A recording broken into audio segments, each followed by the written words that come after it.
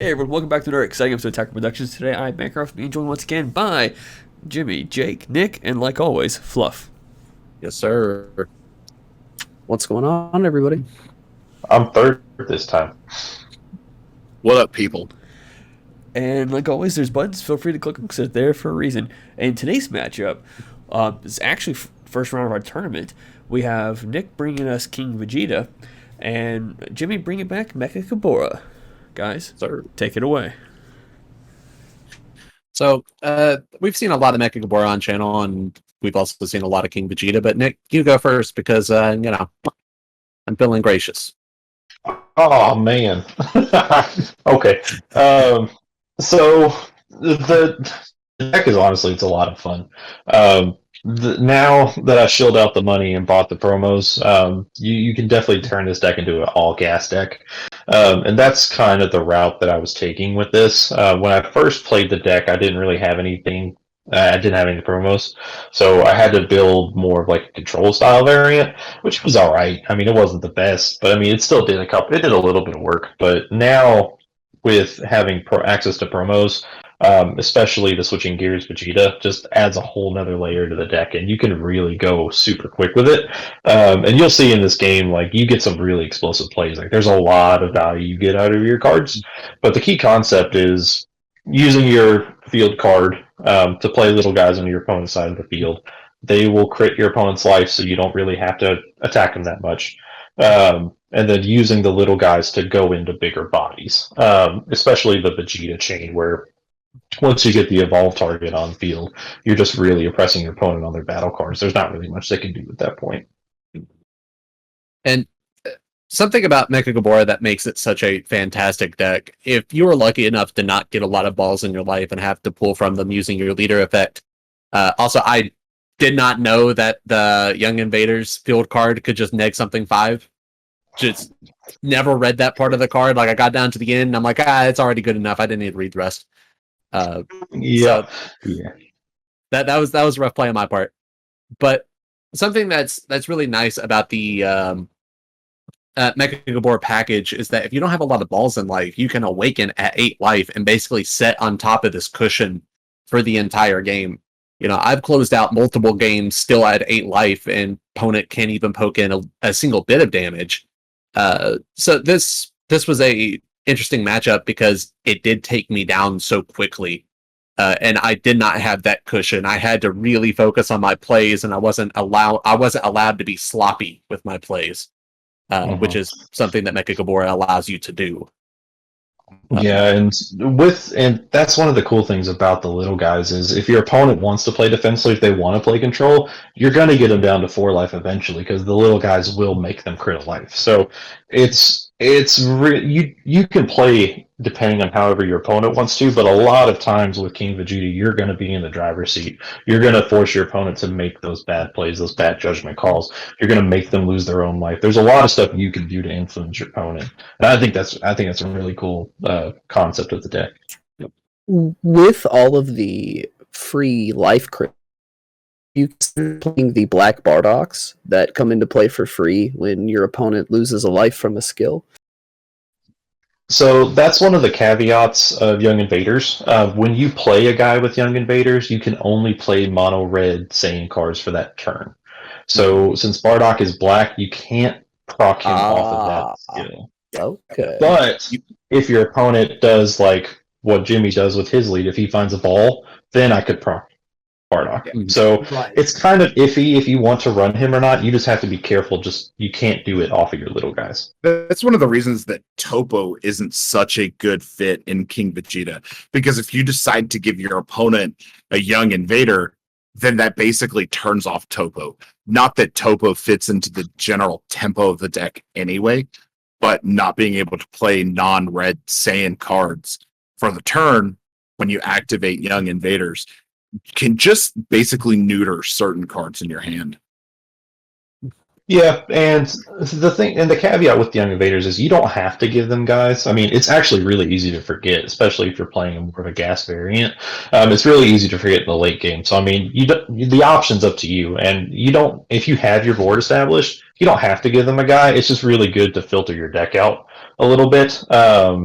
But yeah, it's very situational, especially more towards the late game than the early game. Um, but if you have your opponent pressured that much, they're going to have a lot of value in their hand because they still draw off the lead, off the crits from your little guys, but they're not going to have much energy to do anything with those cards. So a lot of times they're going, if they can get stuff out cheap, they're only going to be able to play one, maybe two battle cards. Versus if you let the game go on longer, then you have more of an uphill battle to deal with because they're going to be amassing so many resources. And usually I like to set on my Awaken for a little bit for like a big play, be able to use quite a bit of energy and then get a little bit of energy back. But in the situation that I was in, I wanted to have an Awakened leader, so I didn't have to worry about pressure from switching gears or his unawakened leader. And I wanted to have that energy open to defend myself with, which is so rare in Mechikabura, because usually on turn 2, I'm still at 7 to 8 life, and I have that cushion to just tap out on and then, not worry. But I was really sweating at this point. Like, I was worried about what this turn was going to entail because I was very familiar with the gas variant of this deck. Mechikabura is one of those decks to me that everything that the deck does is extremely energy efficient. So once they get up into the 3, 4, 5 energy range, they can make 7 or 8 actions per turn that aren't just little 10,000 plays. They're dropping a 15,000, a 15,000, a 19,000, a 20,000, a 15,000. They're drawing multiple cards. They're doing this. They're taking your battle cards, which are relevant threats. So Mechikabura, the longer the game goes on, it's just going to get better and better and better and better. And it's in the King Vegeta's favor to try to close out the game as quickly as possible, where he's kind of outpacing the Mechikabura, where the Mechikabura, even if they had a negate, is only standing on one open energy, and then they start sparking, which gets them closer to the Mechikabura win condition anyway. So really the way to beat Mechikabura is to go slow, whereas the way to beat King Vegeta the way to beat King Vegeta would be to go slower. King Vegeta wants to go faster. So if Jimmy can draw this out into the later games, he can get Nick into a position. But if Nick is able to pressure, then Jimmy's in a lot of trouble there. Like Mechikabura, the way I think about it going into most matchups is that I am already like a turn ahead of my opponent, just due to the value of the cards that I'm playing, and how cheap they are to put a 15k body on field for 1 energy, and the amount of value that I get off my Dragon Balls. Like I feel like I'm in a situation where I am a turn ahead of the opponent. And then once we get into those higher turns, that's when the deck just starts spiraling, and like you can just do so much with just so little cards in your hand. Like every card has way too many effects to be fair, to be completely honest. Like I dare you to find a 1-drop that does as much as that Salsa does.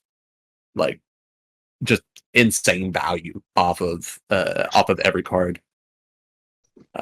And I've played this matchup before against Jimmy's Mechikabura, and one of the things I was worried about was the stealing of cards, because my guys, unless I have the 5-drop on board, my guys are mostly vulnerable because they're 3 or less. So one of the big things for this deck is strats, and you saw me play it a little bit earlier. Just giving your guys barrier is huge, especially with a lot of these decks have really easy, cheap spot removal. Sending it to warp, KOing, negging, what have you. But not a lot of stuff these days gets around barrier. If you do, you have to kind of invest into it. So giving my guys barrier helps me tremendously in this matchup. And almost every card that Nick plays in this matchup, I pick it up and read it because I'm like, oh, like what am I going to get to steal today? Like, And then every single time, like I was setting up for a steal play, he's like, strategy's Universe 7. All right, cool, thanks. Yeah, GG's. And on that Mechikabura, the Broken Seal, I did call the 5-drop SS Blue Vegeta, the Vegeta BR, because my deck is very battle card heavy. I can get a wide field of battle cards, and that Vegeta basically just turns off my wide field strategy. So Yeah. I needed to keep that off the field. And I had it in my hand, so I was like, well, this is kind of dead. I don't think I'll actually get to play this event based on how the matchup goes. So one of the options I went with was Bardock. The Bardock promo is a really good gas option. It's an expensive tech piece because it's a promo, but it's really good because one of the problems that I found with King Vegeta is you neg a lot on your opponent's turn, but not on your turn. So getting with the Bardock's ability, you can neg minus 4k for each red Saiyan card on your board. So since I have 3 right now, he has a permanent that gives him 11,000 in crit. So he's a 15k crit body, which is amazing. And then right now he's minusing 12 to something, and conjunct that with the leader, I'm going to be able to minus 22,000 at least on this turn. So that's one of the key reasons why I woke when I did. At least right now, just so I can get that double stack, so I can remove his board a little easier. And then plus I get to add that extra pressure, which is really nice. And this is one of the few times that I've played Darkness Judgment and I felt like it gave me a ton of value. Like the card is fantastic. I'm not saying the card's bad, but in a majority of situations, the majority of games that I've played, Darkness Judgment, the activate main part of the card has done little to nothing. But in this matchup, it actually did quite a bit for me because it got me out of a couple of attacks there for completely free. Like just insanely good card, but it's rare when it comes up. I've dropped it down to a 2 of in my list, and I think that's the sweet spot for that card in particular. Yeah, and one of the things, and with Mechikabura, since he called the SS Blue Vegeta, that does hurt me. Because that's one of my main strategies is getting that on board. But in this package, at least the way the build is right now, I do run the Gogeta BR chain with the 5-drop from Vermilion Bloodline and the 6-drop, which I'm pretty sure that's what I drop on this turn, if I'm not mistaken. I could be wrong, but I was okay with him calling that because I still had another option to go into just to add more pressure. Just because once that card's on board, it's a bear to get over. You can't be KO'd. It negs something on the board 20,000 when it attacks or when your opponent attacks with the card. So you have really good defense options with the piece. So it's a really good choice. And yeah, here I go for the fusion, I believe. Yeah, there it is.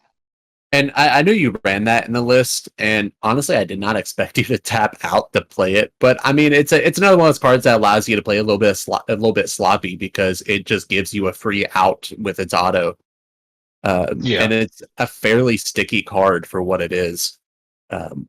I have a decent amount of removal in my list, but not for 8 or higher.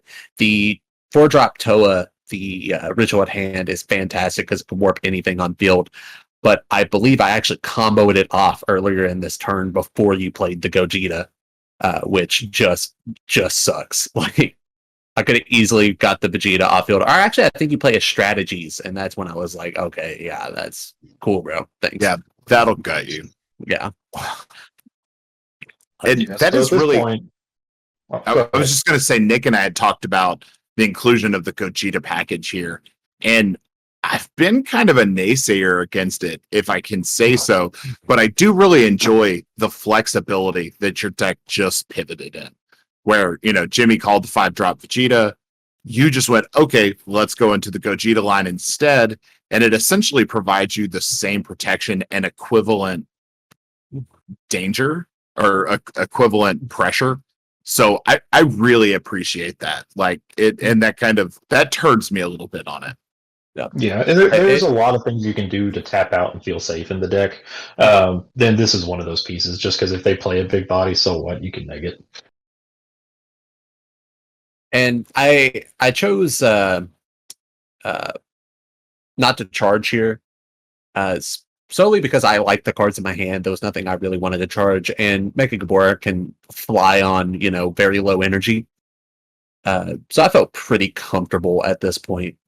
I would have loved to be able to drop the Vegeta and then say warp the Goku off field or the Gogeta off field, but of course I had name barrier, and And one of the key pieces we passed over just a second, but I did play King Vegeta's Imposing Presence. It's another really big piece for the deck because you can play it when you're at 3 life when you're tapped out. So that's one of the reasons why I usually feel semi-safe tapped out on the late game when I'm at low life. But the way that card works is it ignores barrier. So if they're attacking into something, they're going to give it minus 10k initially. And then every time they attack for the duration of the turn, they have to give their cards minus 5k. So that gets around barrier too because it's essentially adding a cost onto it. They're not choosing the card; they have to give the card the minus 5. So it's an easy way. It's an easy out for yourself to stay safe, and then you can also couple that with your leader to give. If it's a battle card, you can give it minus 20k. So you have a lot of options to do stuff with no energy, which I really enjoy that about the deck. And we did gloss over. I think you chose not to swing with the Gogeta just because it would have gave me 2 cards in my hand. You had no way to finish out the game afterwards, and it would pass with more cards in my hand, which is a bad thing because you want Mechikabura's hand to be low. Otherwise, like I basically have infinite gas once I could get going. Yeah, or if I did swing it, there would have been no reason for you not to take the life. Well, especially because I could have done the auto to give you neg, so you would have had to get rid of your whole hand just to keep 2 cards in your life. The value just wouldn't have been there, and then I would have given you more stuff to kill me, which I didn't want to do. And right here, I have the SS4 Bardock, the Fighting Against Fate in hand, and I was debating on playing that there. But on the second swing, it would end up being a 15k attacker, which is not really worth it. I could have cleared some stuff off the field, but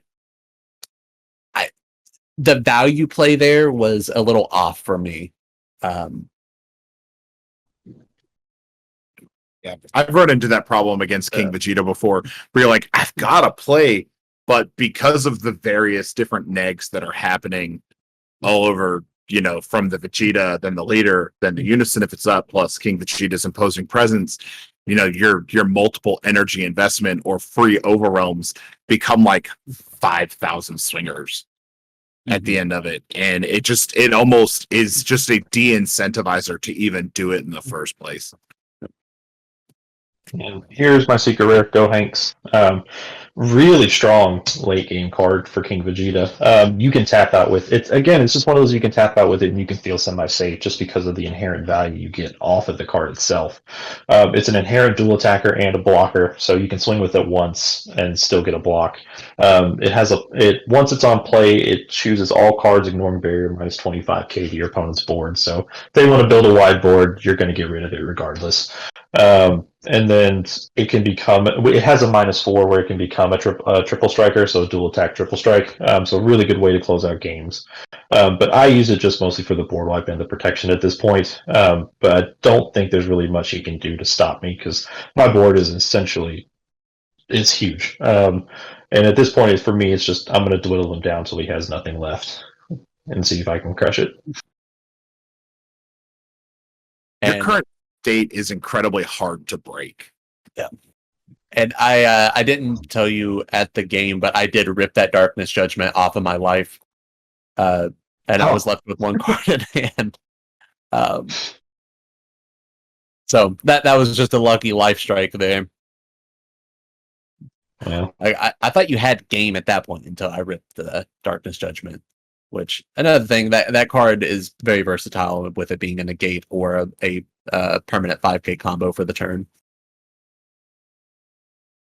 And at this point in the game, this is where it kind of gets tricky for me, because with the SS Blue Gogeta, I have the option to activate the auto essentially, so it gets really tough for me to choose when to do that, because it's so easy for your opponent to bait out, and that's a real thinking man's game, because you're like, what are they going to play? What do they have options for them?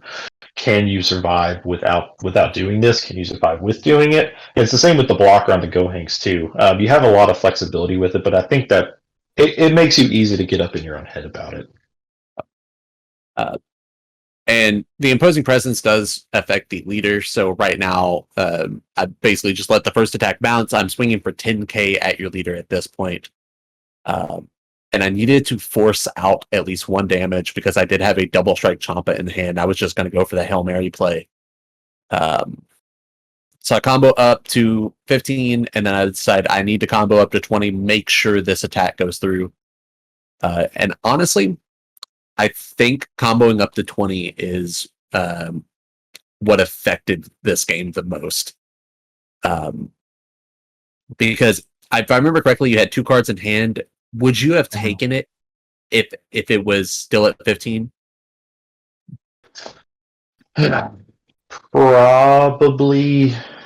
Probably, yeah, probably. Because I was waiting on the Gogeta for you to use it with a battle card instead of your leader.